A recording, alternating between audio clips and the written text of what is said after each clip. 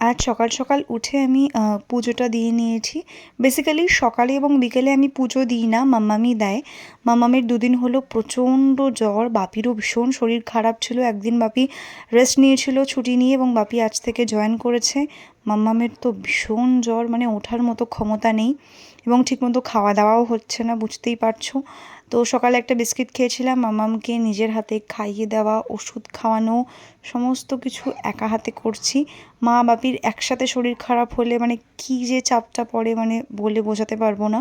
তার মধ্যে আজকে মুষলধারে বৃষ্টি হচ্ছিল, ওয়েদার একেবারেই ঠিক ছিল না। মামামের কিছু হলে আমি রীতিমতো চোখে অন্ধকার দেখি।